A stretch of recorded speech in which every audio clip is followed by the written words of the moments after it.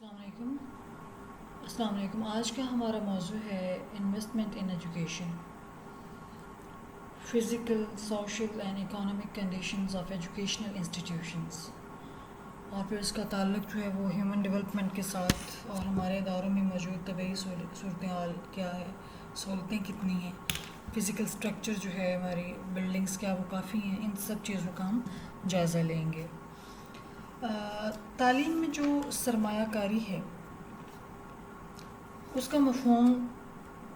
تھوڑا سا میں نے بیک گراؤنڈ اس کا آپ کو بتا دیا ہوا ہے، اور تمام ماہرین معاشیات تعلیم کی معاشی اقتصادی افادیت کے ہمیشہ سے ہی قائل رہے ہیں، اور سب کے سب تعلیم کو انسانی وسائل کو ترقی دینے کے لیے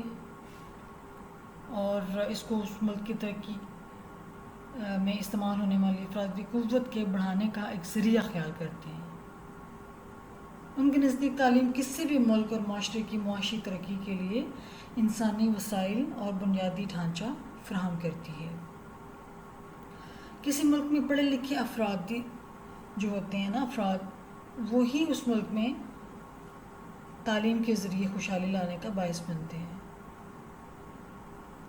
اور تعلیم، صنعت، تجارت، زراعت، بینکنگ، میڈیسن، غرض یہ کہ ہر شعبہ زندگی کو کامیابی سے چلانے کے یہ افراد ہی ذمہ دار ہوتے ہیں، جن کی وجہ سے ملک کی حیثیت، معیشت، سیاست اور ثقافت یہ سب آگے بڑھتے ہیں. اور یہ افراد جس قدر بہتر تعلیم یافتہ ہوں گے اسی قدر ہی ملک کا بنیادی ڈھانچہ مضبوط ہوگا اور اتنا ہی زیادہ ملک ترقی کرے گا. عام طور سے یہ خیال کیا جاتا ہے کہ ملک کی ترقی کے لیے انسانی وسائل کی نسبت مادی وسائل زیادہ رکھتے ہیں. مثلا زمین اور پانی کے بغیر تو زرعی ترقی ممکن نہیں ہے، اس طرح معدنیات کے بغیر صنعتی ترقی مشکل ہے. لیکن آج یہ نظریہ غلط ثابت ہو چکا ہے. جاپان میں کوئلہ کے بغیر اور لوہا، تیل یا کوئی معدنیات دستیاب نہیں ہے، لیکن وہ دنیا کی انتہائی صنعتی اور ترقی یافتہ ممالک میں شامل ہے. سوئٹزرلینڈ کی ہم اگر مثال لیں تو وہ ایک چھوٹا سا پہاڑی ملک ہے جس کے پاس کوئی قابل ذکر مادی وسائل موجود نہیں ہیں، لیکن وہ گھڑیوں کی صنعت، بینکنگ اور دوا سازی میں نمایاں مقام رکھتا ہے. اس کے برعکس مشرق وسطیٰ کے بیشتر ممالک تیل اور دیگر معدنیات سے مالا مال ہیں، لیکن پھر بھی وہ پسماندہ ہیں. تو یہ سب اس لیے ہے کہ ان ممالک میں ان ملکوں کی طرح ایسے انسانی وسائل موجود نہیں ہیں جو اپنے ملک کو اقتصادی ترقی کے لیے بنیادی ڈھانچہ فراہم کر سکیں. یعنی افرادی قوت کی کمی ہے ان ملکوں میں. مادی وسائل تو ہیں لیکن افراد نہیں ہیں جو ان مادی وسائل سے کام لے کر اپنے ملک کی ترقی کو آگے بڑھا سکیں، کیونکہ مقامی لوگ تعلیم یافتہ نہ ہونے کی وجہ سے ضروری مہارتوں سے محروم ہیں. ان کے پاس سکلز نہیں ہیں، ہنر نہیں ہے، ایکسپرٹیز نہیں ہے. اس لیے تمام ترقیاتی اور تعمیراتی کاموں کے لیے ضروری تعلیمی پس منظر رکھنے والی تربیت یافتہ افرادی قوت کو ان ممالک نے درآمد کیا ہے، یعنی امپورٹ کیا ہے افراد کو، کیونکہ تعلیم یافتہ افرادی قوت کے بغیر انسانی وسائل سے بھی فائدہ نہیں اٹھایا جا سکتا، اور انسانی وسائل کو صرف تعلیم ہی کے ذریعے سے ترقی دی جا سکتی ہے. یعنی جو انسان ہے آپ کے ملک میں، جو آبادی ہے، وہ اس کو ٹرینڈ کرنا، اس کو سکل سکھانے، اس کو کام کرنے کے قابل بنانا، ان سب کے لیے بھی ہمیں افرادی قوت درکار ہے. تعلیم ہی سے لوگوں کو ایسی مہارتیں سکھائی جاتی ہیں جو ملک کی معیشت کو بہتر بناتی ہیں اور ترقی دیتی ہیں. اس لیے تعلیم کو آج کے دور میں بالکل صحیح طور پر سب سے زیادہ اہم سرمایہ کاری تصور کیا جاتا ہے. پاکستان کا شمار ابھی تک ترقی پذیر ممالک کی صف میں ہی ہوتا ہے. ملک کا معاشرتی ڈھانچہ ملک کی معاشی ترقی کے لیے ضروری بنیادیں فراہم نہیں کر پا رہا. ملک کی معیشت کو بہتر بنانے اور لوگوں کی معاشی حالت کو بہتر بنانے کے لیے ضروری ہے کہ ملک میں معاشرتی، نسلی، علاقائی اور مذہبی ہم آہنگی ہو، جو صرف اور صرف تعلیم ہی کے ذریعہ ممکن ہے۔ قومی یکجہتی کے بغیر سماجی اور اقتصادی ترقی کا خواب پورا نہیں ہو سکتا۔ لہٰذا معاشرتی ڈھانچے میں تبدیلیاں لائے بغیر ہم اپنے ہاں سے غربت، بھوک، بیماری اور جہالت کا خاتمہ نہیں کر سکتے۔ اس کے لیے لوگوں کی سوچ اور رویوں کو بدلنا ہوگا، جو صرف اور صرف تعلیم ہی کے ذریعے سے ممکن ہے۔ لہٰذا تعلیم ہی بالواسطہ معاشی طور پر فائدہ مند ثابت ہوتی ہے۔ تعلیم کو عام کرنے کے لیے وسائل کی ضرورت ہے۔ یونیسکو کی سفارشات کے مطابق ترقی پذیر ممالک کو مجموعی قومی آمدنی کا کم از کم 4% تعلیم پر خرچ کرنا چاہیے، کیونکہ یہی سرمایہ کاری ملک کی اقتصادی ترقی میں بنیادی کردار ادا کرتی ہے۔ پاکستان میں اقوام متحدہ کی تحقیقات کے مطابق حقیقی شرح خواندگی ابھی بہت زیادہ نہیں ہے، یعنی مناسب سطح تک نہیں پہنچی ہے، جبکہ اس میں اضافے کے لیے مزید سرمایہ کاری کی ضرورت ہے، اور ہم ابھی بہت زیادہ کم پرسنٹیج کے اعتبار سے پیسہ جو ہے مختص کر رہے ہیں۔ تعلیم میں سرمایہ کاری سے لوگوں میں شرح خواندگی بڑھے گی، جو لوگوں کو سوچ اور رویوں میں تبدیلی لانے کا باعث بنے گی، جس سے قومی یکجہتی کا جو ہے سلسلہ وہ شروع کیا جا سکتا ہے، لوگوں میں شعور بیدار کیا جا سکتا ہے، جمہوری اقدار کو فروغ دیا جا سکتا ہے، اور بالآخر جس کے نتیجے سے ملک جو ہے وہ معاشی طور پر آگے بڑھے گا۔ اب ہم دیکھتے ہیں کہ ملک میں ہمارے تعلیمی اداروں میں فزیکل کنڈیشنز جو ہیں وہ ان کی کیا صورتحال ہے۔ طبعی سہولیات جو ہیں خواندگی کو بڑھانے،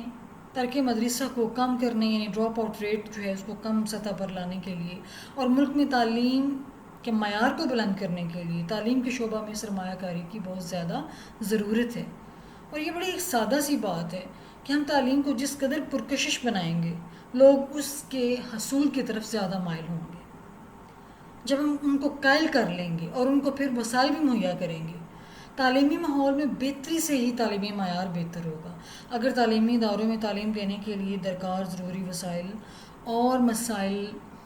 جو ہیں سہولیات وہ دستیاب اگر نہیں ہوں گی، تو ہم اپنے تعلیمی معیار میں کس طرح سے بہتری لا سکتے ہیں، اور ہم کس طرح سے یہ سوچ سکتے ہیں کہ ہمارا ملک ترقی کرے گا اور آگے بڑھے گا اور پھر دنیا کو کمپیٹ کرے گا۔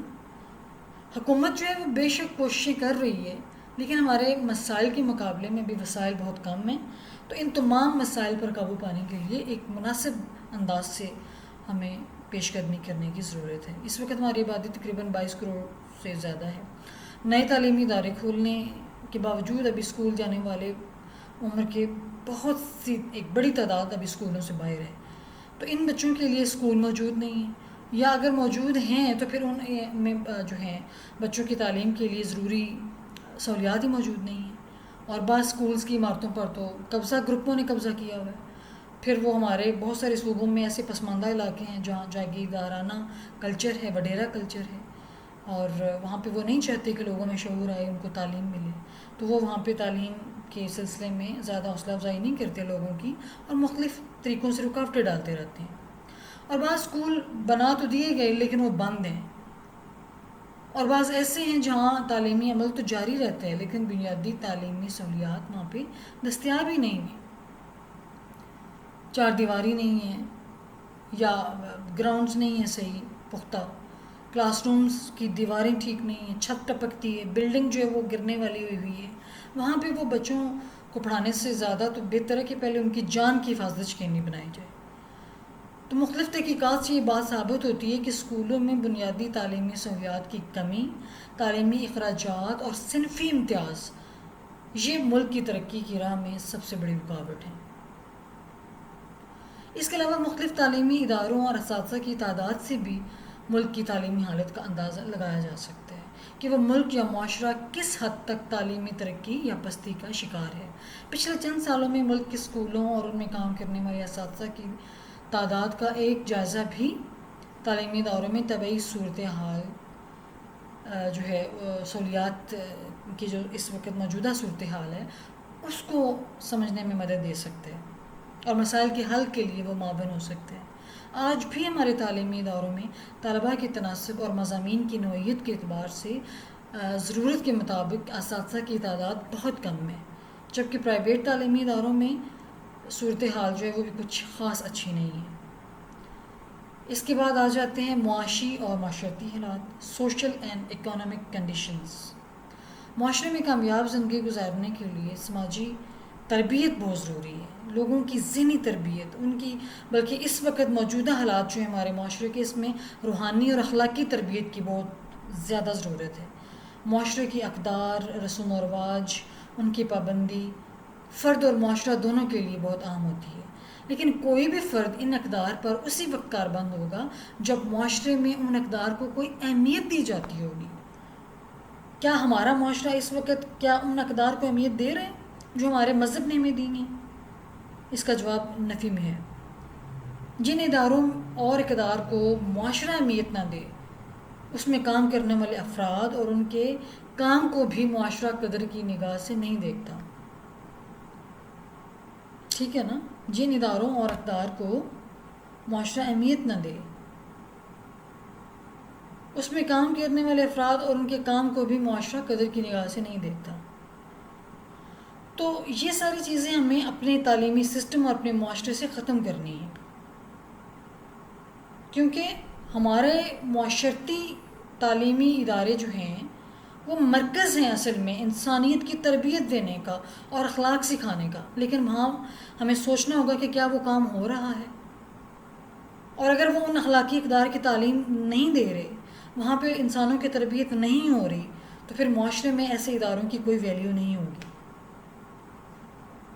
ایک تعلیمی ادارے کے عناصر ترکیبی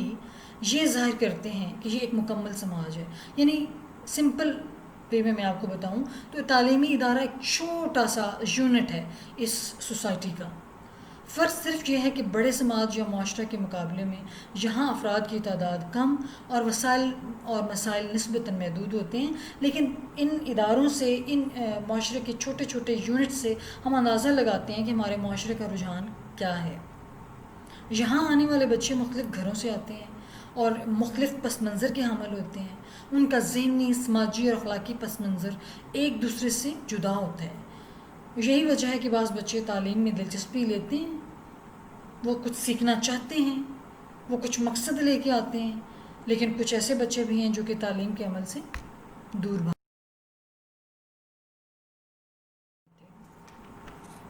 تو یہ ایک مختلف بیک گراؤنڈ رکھنے والے بچوں سے ہمیں واسطہ پڑتا ہے ایک تعلیمی ادارے کے اندر۔ کسی بھی ملک اور معاشرے کے معاشی اور معاشرتی حالات اور پس منظر اس کی ترقی اور معیار زندگی پر براہ راست اثر انداز ہوتے ہیں۔ معیار زندگی کا تعلق افراد کو حاصل صرف مادی اشیاء، آسائشوں اور سہولیات ہی سے نہیں ہوتا، بلکہ معاشرے میں موجود سماجی ماحول اور ذہنی کیفیت سے بھی ہوتا ہے، جو بظاہر تو نظر نہیں آتے لیکن معاشرے پر اثر انداز ضرور ہوتے ہیں۔ پست معیار زندگی معاشی اور معاشرتی بدحالی کا آئینہ دار ہوتا ہے۔ اس سے نہ صرف جرائم اور افراتفری پھیلتی ہے بلکہ امن و امان اور معاشرتی سلامتی کو بھی خطرہ لاحق ہو سکتا ہے۔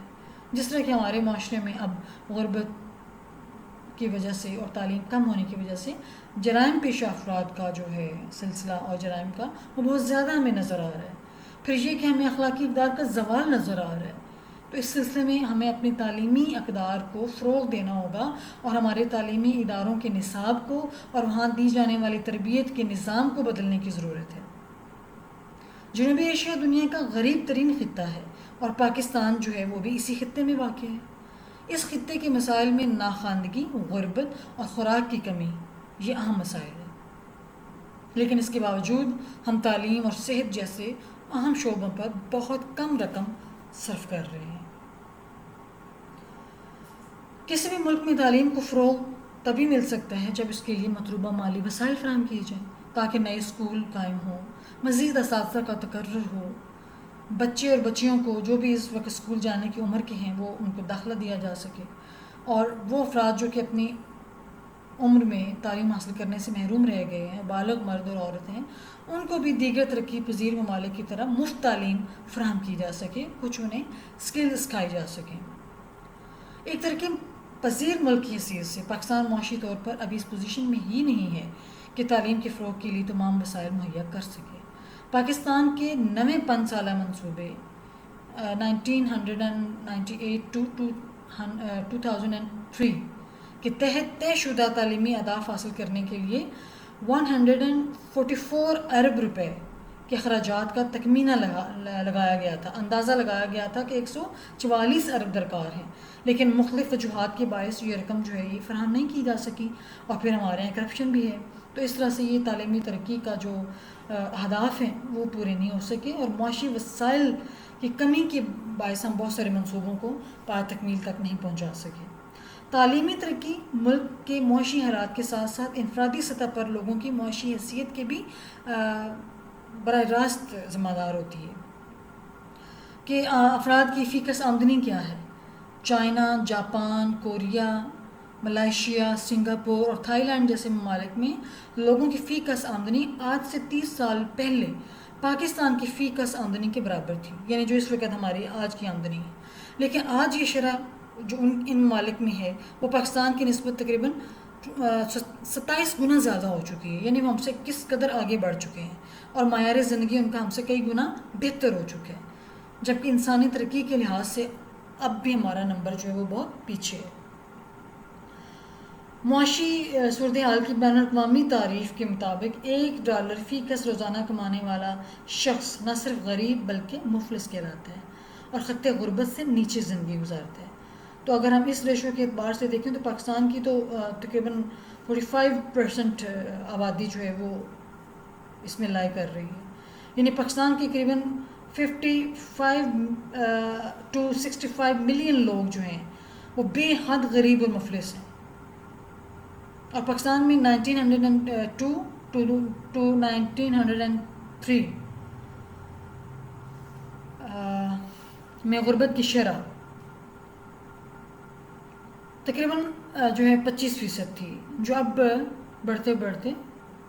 45% تک پہنچ چکی ہے۔ لیکن حکومت کی غربت میں کمی کی پالیسی یعنی پاور ریڈکشن اسٹریٹجی کے تحت اقدامات کے ذریعے اس پر قابو پانے کی کوشش کی جا رہی ہے۔ معاشرتی اعتبار سے پاکستان طبقاتی نظام تعلیم کا شکار ہے، کیونکہ میں آپ کو یہ کل والے لیکچر میں بتا چکی ہوں کہ پاکستان میں 3 طبقے ہیں، ایک خط غربت کے نیچے سے زندگی گزار رہے ہیں، ایک درمیانہ طبقہ، متوسط طبقہ، اور ایک وہ جو جاگیرداروں اور وڈیروں پر مشتمل ہے، جو پہلے دونوں طبقوں کا استحصال کر رہا ہے۔ اور تعلیم کی کمی اور ناخواندگی کے باعث ہمارا معاشرہ جو ہے وہ مختلف قسم کے تعصبات کا بھی شکار ہے، اور جو غریب ہیں وہ بے حد غریب ہیں۔ 1951 میں ملک میں ناخواندہ افراد کی تعداد تقریباً 2 کروڑ تھی، جو اب تقریباً 4 یا 5 کروڑ کے لگ بھگ ہے۔ گزشتہ 72 ایئرز میں اگرچہ مجموعی شرح خواندگی میں اضافہ تو ہوا ہے، لیکن آبادی میں اضافے کے باعث ناخواندہ افراد کی تعداد اب بھی بہت زیادہ بڑھ رہی ہے، اور اس طبقے میں غریب افراد زیادہ شامل ہیں جن کی آمدنی بہت کم ہے۔ یہ لوگ روٹی، کپڑے اور رہائش کی بنیادی ضروریات بھی پوری نہیں کر سکتے، تو یہ تعلیم جیسی عیاشی جو ہیں یہ کیسے پوری کریں گے؟ ظاہر ہے میں نے عیاشی کا لفظ اس لیے استعمال کیا کہ ان کی تو بنیادی ضروریات ہی پوری نہیں ہو رہی، اور پھر یہ اپنے بچوں کو بھی تعلیمی اخراجات پورے نہ کرنے کے سبب ان کو کام پہ لگا دیتے ہیں۔ یہ پھر سارا دن گلیوں میں یا کھیل کود کر اپنا وقت ضائع کرتے ہیں، اور پھر مختلف ورک شاپس میں، ہوٹلوں میں، ویگنوں میں اور بسوں وغیرہ میں یہ مختلف چھوٹی چھوٹی نوکریاں کرنے پہ مجبور ہو جاتے ہیں، مزدوری کرتے ہیں اینٹوں کے بھٹوں پہ، ہوٹلوں پہ، ورک شاپس پہ، اور یہی وہ بچے ہیں جو جرائم کی دنیا میں بھی قدم رکھ لیتے ہیں،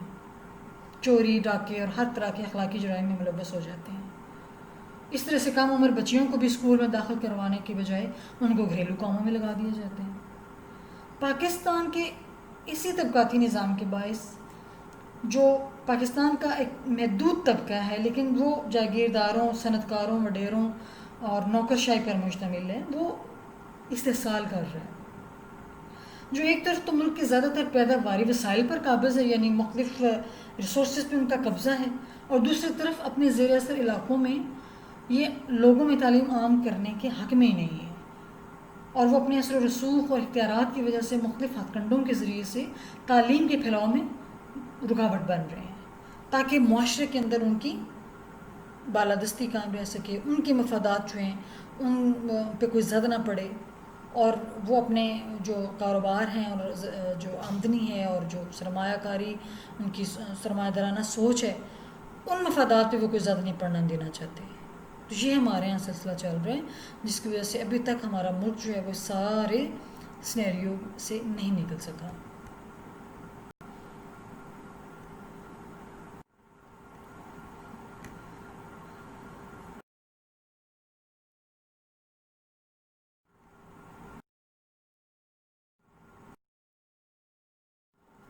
اب آپ کو میں بتاتی ہوں تھوڑا سا ہیومن ڈیولپمنٹ انڈیکس کی جو رپورٹ ہے پاکستان کے بارے میں وہ کیا ہے۔ اس میں یہ کہ the human development index HDI is a statistical tool used to measure a country's overall rewards in its economic and social dimensions. Economic and social dimensions of a state are based on the health of people,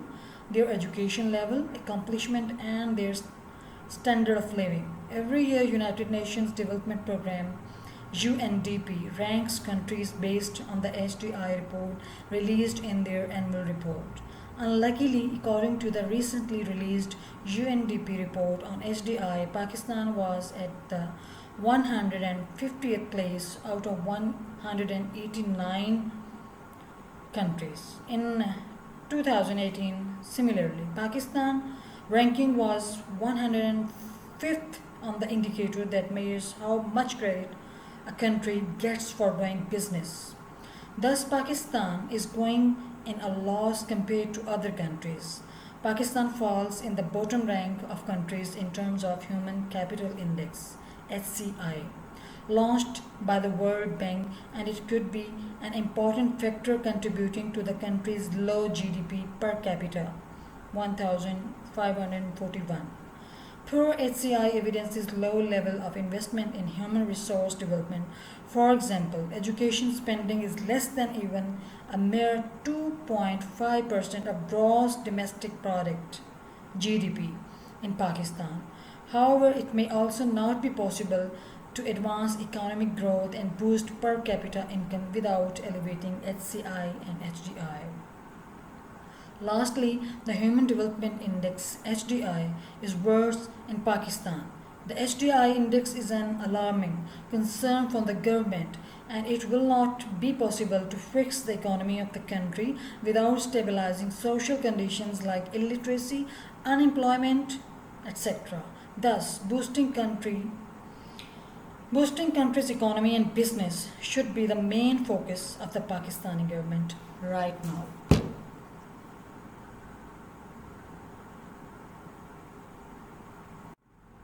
یعنی اس وقت حکومت پاکستان کی بنیادی ذمہ داری ہے کہ وہ ملک میں صنعتی ترقی کو فروغ دے، تجارت کو فروغ دے، غریبوں کی خوشحالی کے لیے، ان کے روزگار کے لیے اور ان کی تعلیم کے لیے بنیادی اقدامات اٹھائے، تاکہ ملک سے غربت کا خاتمہ ہو، بے روزگاری جو ہے اس کا خاتمہ ہو، اور لوگوں میں تعلیم دی جائے، لوگوں میں تعلیم حاصل کرنے کا شوق بیدار ہو، اور ان کے اندر اپنے بچوں کی اخلاقی تربیت کا جذبہ بیدار ہو، تاکہ ہمارا ملک جو ہے وہ تعلیمی، اخلاقی، روحانی اور سیاسی اور معاشی لحاظ سے درست سمت میں سفر شروع کر سکے۔